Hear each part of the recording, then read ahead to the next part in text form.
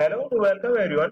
जैसा कि आप लोगों ने मेरी पिछली वीडियो को देखा था, तो उस वीडियो में मैंने बताया था एरे के बारे में, जिसमें ये बताया था मैंने कि एरे क्या होता है, क्यों होता है और इसकी यूज क्यों होता है।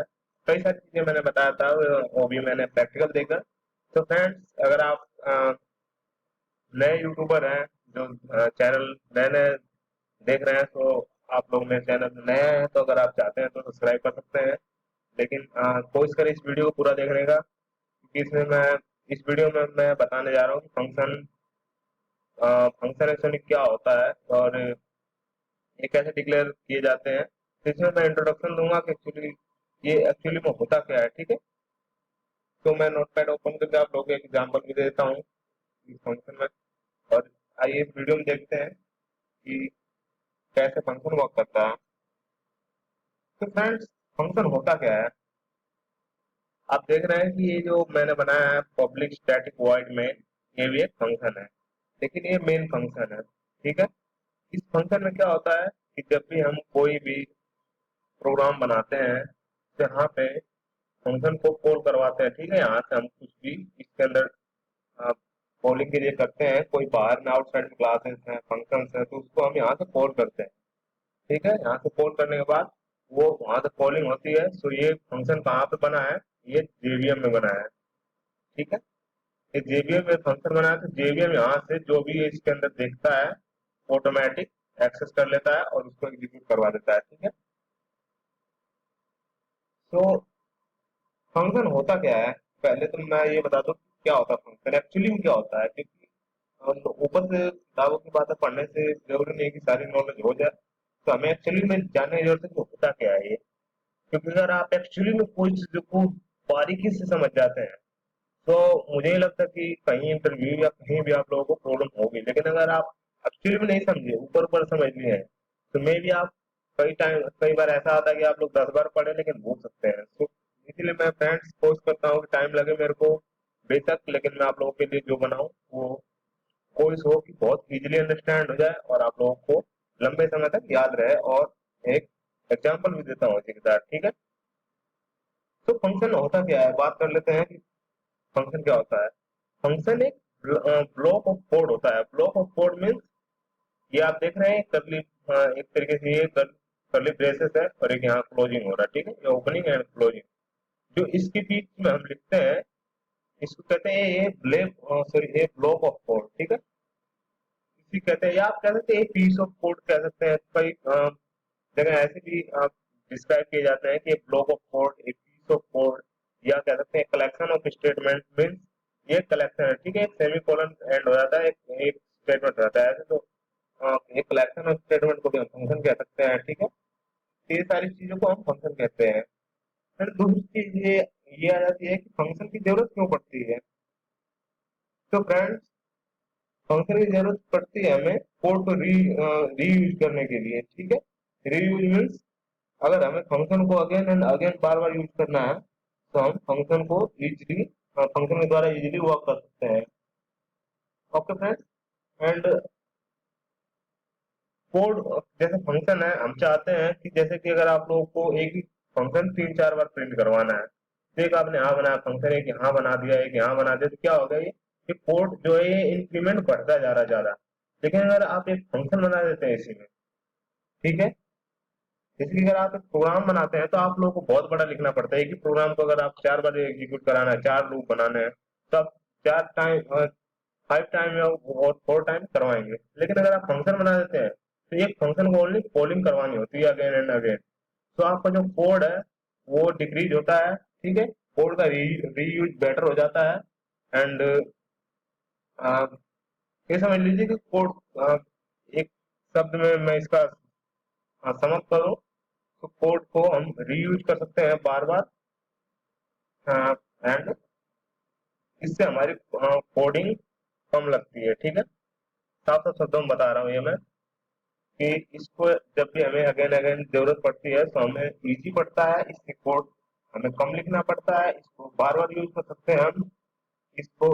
ये अगर बनाते हैं तो हमें एक जो एक नहीं कहते हैं कि जैसे वे में हम जैसे, अगर आप समझ लीजिए कि अगर एक घर में सामान रख रहे हैं, तो अगर आप एक सीक्वेंस में रख रहे हैं, जैसे कि एक तरफ चेयर है, एक तरफ टेक्निकल सामान है, ठीक है, एक तरफ डिफरेंट डिफरेंट सामान है, तो अगर आप सीक्वेंस में रख रहे हैं तो इजी अंडरस्टैंड हो जाएंगे। तो फंक्शन में भी कुछ ऐसा ही होता है, अगर आप फंक्शन को यूज करके कोई प्रोग्राम बनाते हैं, तो फंक्शन में क्या होता है कि आप action action and property define करते हैं, डिफरेंट डिफरेंट एक्शन। क्योंकि अगर आप इस ये फंक्शन बना रहे थे, इसका कुछ और वर्क होगा, इधर फंक्शन बना रहे हैं, अब इसका कुछ और वर्क होगा, तो आप इजीली अंडरस्टैंड कर सकते हैं, इजीली एक वे में बना सकते हैं, एक इजी तरीके से एक्सेस करवा सकते हैं आप। और फंक्शन फंक्शन सबसे एक और अच्छी बात है कि आप इससे ये, जैसे कि अगर आपने अभी प्रोग्राम बनाया, अगर आप फंक्शन नहीं बनाते, ये चीज सोच रहे हैं कि मेन में सारा बना के चले जाऊं, तो आप खुद ही कंफ्यूज हो जाएंगे। अगेन एंड आप सोचे कि प्रोग्राम में अपडेट कर देता हूं, तो आप कंफ्यूज जाएंगे, क्योंकि इसमें क्या होता है कि अगर आप फंक्शन नहीं बनाते तो आप खुद ही अंडरस्टैंड नहीं कर पाएंगे कभी कभी, क्योंकि कोड कभी कभी इतना ज्यादा लिखना पड़ जाता है इसमें, क्योंकि ये तो छोटा प्रोग्राम है, चलो समझ जाओ, लेकिन कभी कोड इतना ज्यादा बड़ा लिखना पड़ जाता है, इसको समझना मुश्किल हो जाता है, आप भी अंडरस्टैंड नहीं कर पाओगे इतना। यहाँ पे ये नहीं तो वो कर नहीं सकते, उसके पास माइंड है, आराम से कर सकता है, लेकिन होगा क्या, एक कॉम्प्लेक्सिटी बढ़ेगी फिर। मैं तो इतना कहना चाहता हूँ बस। अगर आप फंक्शन का यूज करते हैं तो आप अपना एक अलग अलग एक्शन डिफाइन कर सकते हैं अकॉर्डिंग टू प्रोग्राम, ठीक है। जैसे अगर आप एक कॉलेज का बना रहे हैं प्रोग्राम, तो टीचर के अलग बना सकते हैं आप फंक्शन, स्टूडेंट्स का अलग फंक्शन बना सकते हैं, ठीक है, इस तरीके से फंक्शन आप अलग अलग बना सकते हैं, जिससे इजी हो जाता है सब कुछ डिस्क्राइब करना। उस तरीके से अगर आप फंक्शन नहीं बनाए तो आपको कॉम्प्लेक्सिटी बढ़ती चली जाएगी। तो फ्रेंड्स, बताता हूँ फंक्शन डिक्लेयर कैसे होता है, कि ये देख सकते हैं आप। दो चीजें मैं फ्रेंड्स आगे बनाऊंगा वीडियो में। पहले ये स्टैटिक है, इसका क्या मतलब होता है, एंड ये क्यों क्यों यूज होता है, ये वेरिएबल में क्यों यूज होता है, स्टैटिक है क्या एक्चुअली, और ये अ, ये कब कब यूज कर सकते हैं इसका, ठीक है। ये सारी बातें मैं आगे एक वीडियो बनाऊंगा स्टैटिक के बारे में, ठीक है। और एक बनाऊंगा वीडियो पब्लिक स्टैटिक वॉइड में, इसका मीनिंग क्या होता है, ये कहाँ यूज होता है, इसी में क्यों लिखते हैं हम एग्जीक्यूशन में, ये सारे प्रोसेस में नेक्स्ट वीडियो में बना दूंगा, ठीक है। एक दो वीडियो जो होंगी, एक में स्टैटिक का बना दूंगा, एक में इसका बना दूंगा कि इनका क्या यूज होता है, क्या मतलब होता है एक्चुअली में, ठीक है। तो आप अ, देखते रहिए बस मेरे वीडियोज को। बाकी तो मैं हूँ आप लोगों के लिए, जैसा इतना बेटर हो सकेगा आप लोगों को मैं बताऊंगा, ठीक है।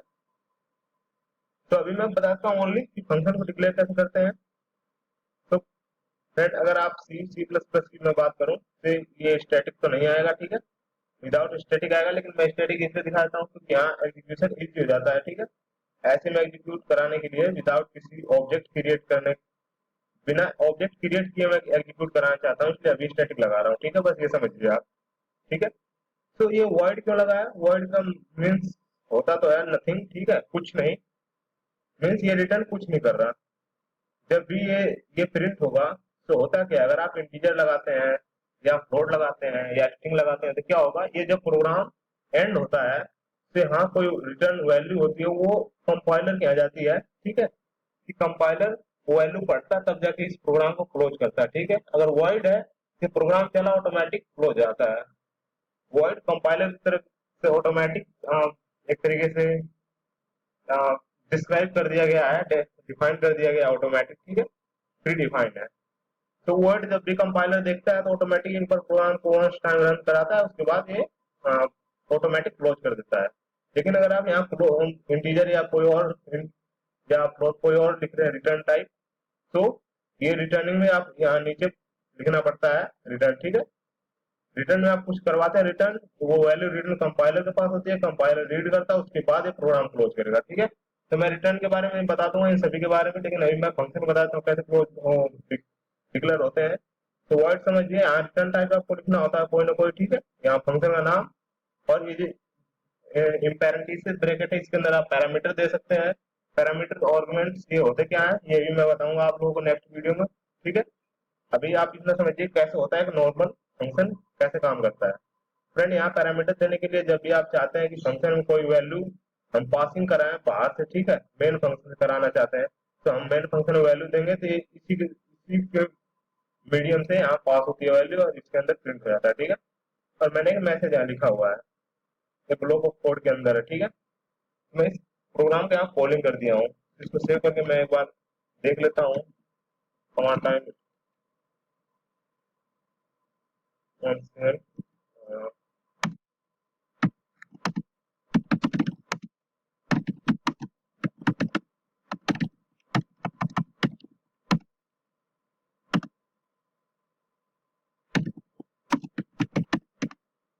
देखिए फ्रेंड ये एग्जीक्यूट हो चुका है।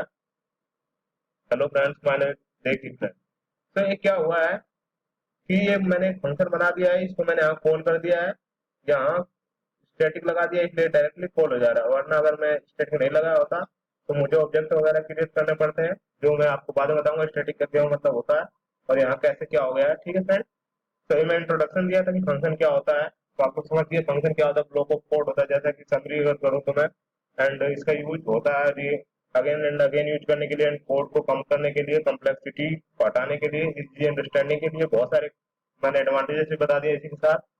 एंड इसका एक एग्जांपल दिखा दिया आप लोगों को कैसे एग्जीक्यूट होता है, ये क्या एक सिंटैक्स होता है। ठीक है, यहाँ रिटर्न टाइप, यहाँ फंक्शन का नेम, एंड यहाँ आप अपना जो भी प्रॉपर्टी एंड बिहेवियर लिखना चाहते हैं लिख सकते हैं। तो फ्रेंड्स आज के लिए इतना ही, मैं आपको इंट्रोडक्शन दिया था। तो thank you so much for this giving your important time.